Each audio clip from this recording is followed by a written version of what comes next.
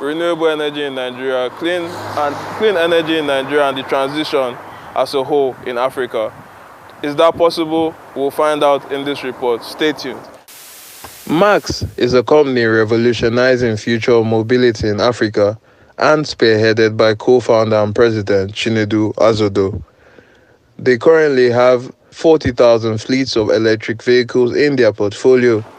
I had the honor to visit one of the branches in Lagos, Nigeria. Here is Chinedu speaking on electric vehicles in Nigeria. Over the last decade, what you've seen happen globally is a shift from primarily gas engine vehicles to more renewable sources. The goal obviously being that we want to be able to improve quality of life for folks on the planet, and so that means alternative sources of power for vehicles. You've obviously seen the likes of Tesla and Co come in and take over, do amazing work in the global West. But what you see happening in the global South, or in the global North now, what you see happening in the global South, there's no real player who's come in and dominated the area. And that's fundamentally because the mobility needs of the global South are very different from the mobility needs of the global North, right? Where the North is dominated by four-wheelers and cars and buses and larger passenger vehicles, larger capacity vehicles. In the global South, you have dominance from micro-mobility.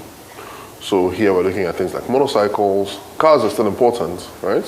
When you think about the mass opportunity and the mass scale, you want to look at things like motorcycles, you want to look at bicycles, you want to look at electric-assisted 2- and 3-wheelers. He also spoke about how they provide their services in Nigeria and what they call their electric vehicles. We help commercial 2- and 3-wheel drivers gain access to motorcycles on a daily basis, right?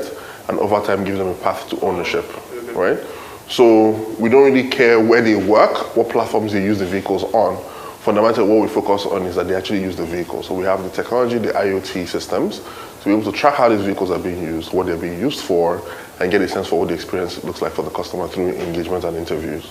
And we've seen in communities like Bamu, where farmers were using the motorcycles to move things from the farm to the farm gate to sell, right?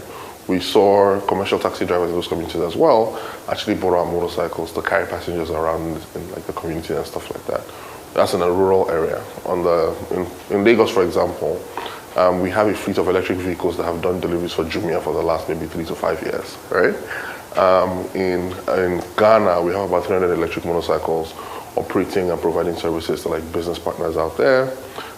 In Ibadan, we have a similar setup. So what we've seen is, for folks, what they fundamentally care about is, do I save money by using EVs? And the answer is yes, right?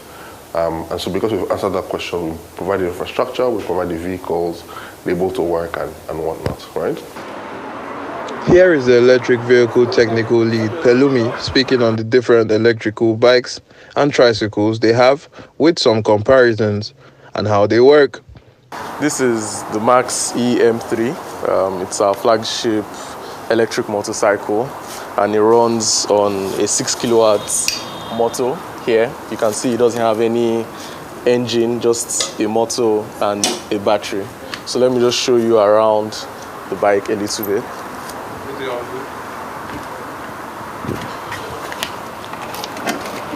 So we have a storage compartment here, which also has a USB charger for riders to charge their phone, and it has a safety breaker. So this is the safety control, so that when you're not riding, you just don't leave it on. So it has a safety breaker, and turn it on here and lock. And here is where the ignition is.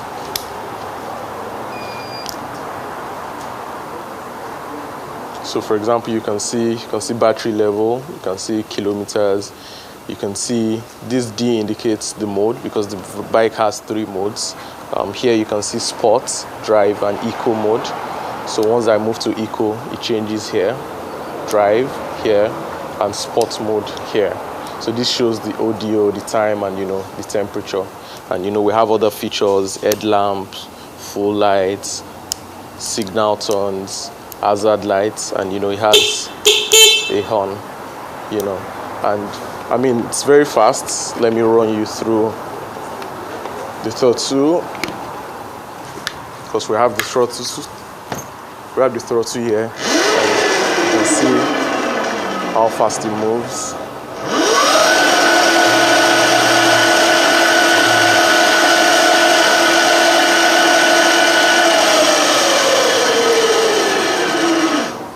So this bike goes as high as 120 kilometers, and the battery range is between 80 to 100 kilometers per single charge. So this is the T1 tricycle. It's a cargo, it's a passenger tricycle. Also electric, doesn't use petrol, doesn't use fuel, and you can see it here on the dashboard.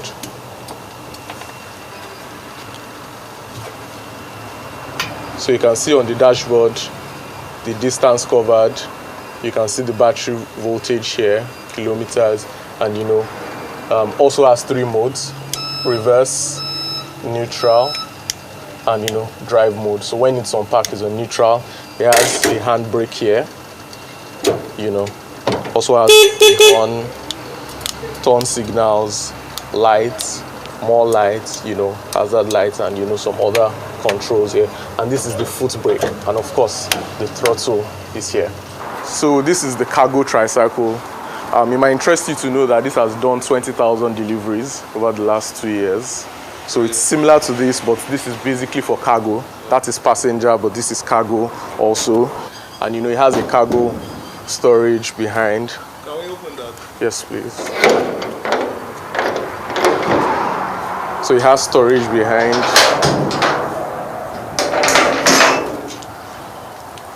Storage behind, and we use this for deliveries. He also put us through how they charge the batteries of the electric vehicles. So this is a BSS, a battery substation cabinet that takes 6 batteries.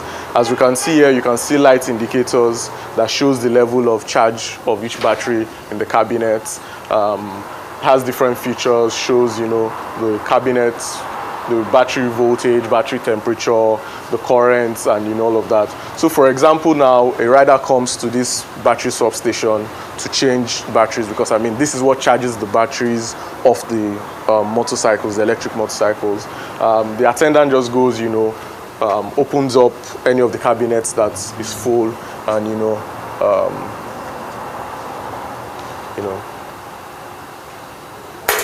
the door just pops open, and pulls out the battery, unlocks, and inserts into the motorcycle, and you're good to go. Branches. So we've trained technicians, proper trainings. We also carry out retrainings to make sure that they're up to date with new technology, because the interesting thing about EV is that every time there's something new that is coming out, because as we all know, it's a new technology, so there are new things that we need to learn. So we've trained our technicians, we carry them on trainings. And also bikers? Yes, we also have routine town hall meetings where we train our riders and on the do's and don'ts of these devices. The president and co-founder of Max mentioned the things he felt the government could assist the sector in, and how Nigeria could reposition itself in the electric vehicle business for Africa. Duties kill a lot of the margins, like in being able to bring this stuff out and deliver them sustainably to the market, right? Duties at 20% plus, right? And you're paying duties in USD or equivalent of USD.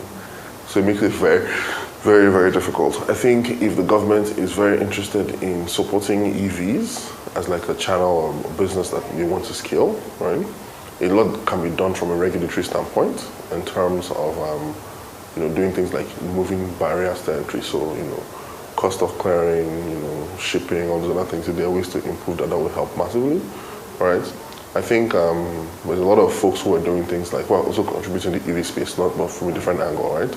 They're doing things like mining lithium and whatnot, right? I think if the government is also able to get closer to that space, right, and be able to, figure out how to leverage credits that come from being able to produce some lithium out of Nigeria, to be able to get global credits to make sure we can get more competitive pricing of parts or whatnot for EV production, that'd be amazing as well, right? I think those are two great opportunities.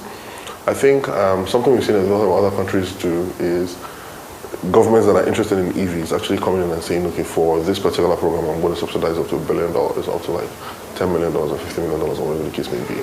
Those kinds of subsidies being built into stuff like this will make it easier to also push this in the market. And essentially what the government's role is to help drive distribution in that sense, right? Through favorable tax regimes, favorable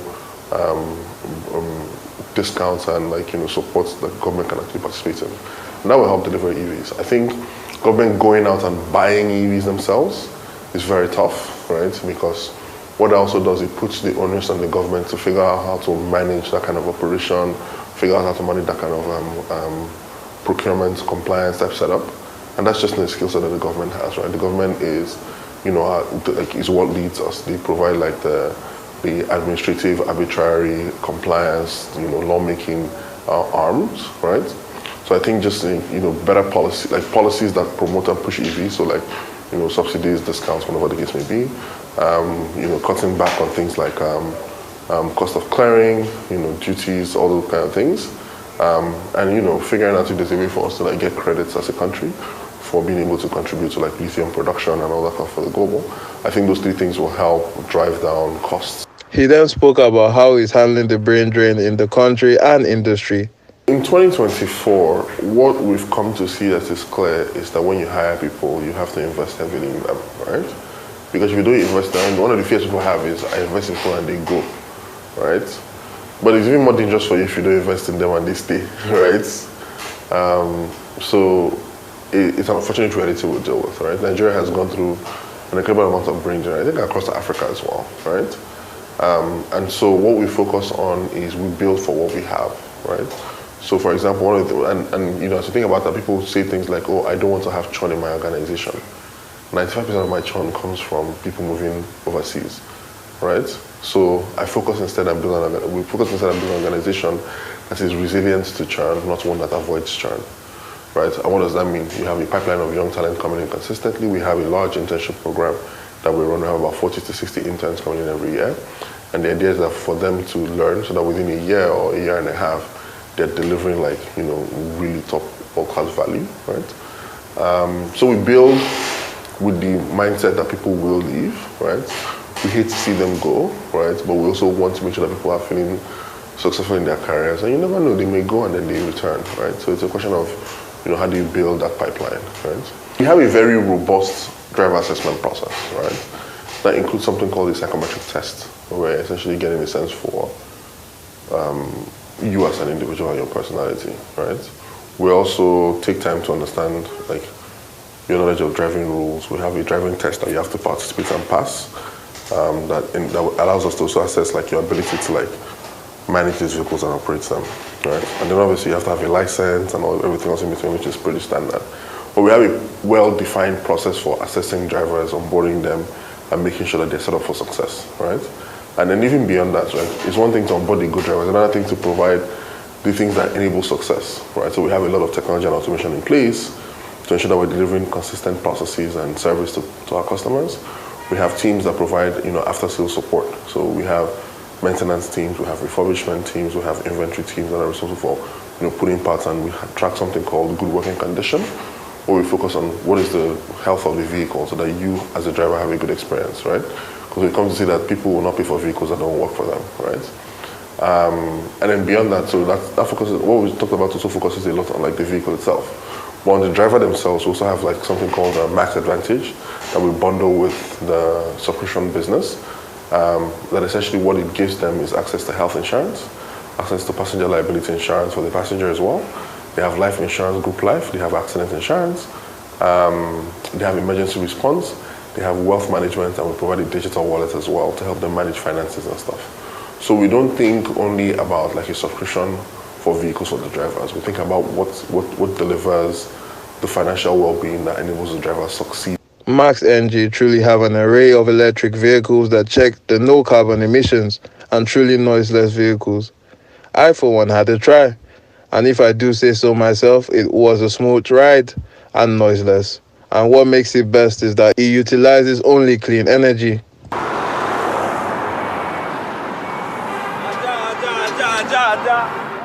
Mr. Chinedu spoke about adoption of electric vehicles and clean energy in Nigeria, with the outlook of this in Nigeria. We've done this for 4 years and counting. Well, 5 years now, 2019, right? We've done this for 5 years and counting. But I think it's early days. I think within the next 2 to 3 years, things will really take off, right? We've kind of gone like initially flat. we're just beginning to take off a bit here. That steep curve of explosive growth will happen within the next 2 to 3 years. And I think the folks today who are investing in the infrastructure, investing in the networks, investing in the vehicles, investing in the batteries, building out the distribution systems, all that stuff, are those who will benefit from it in that next 2 to 3 years, right? So this is the time to fund these opportunities. This is the time to get involved. This is the time to deliver the programs, subsidies, and whatnot that will help this work. So as in 2 to 3 years, as this explodes, everybody who's coming and invested at this particular point has the opportunity to actually benefit, right? Whether that be government in seeing more sustainable options on the road, right? Better taxation, tax models around this. There's so much more value that will come, but that takeoff has to happen, We truly do have businesses in Nigeria assisting in the best way they can to move the country where it needs to get to. Marks are one of these, championing that zero net emission is possible. We just need to keep working towards it. And I got to be a conductor for a day.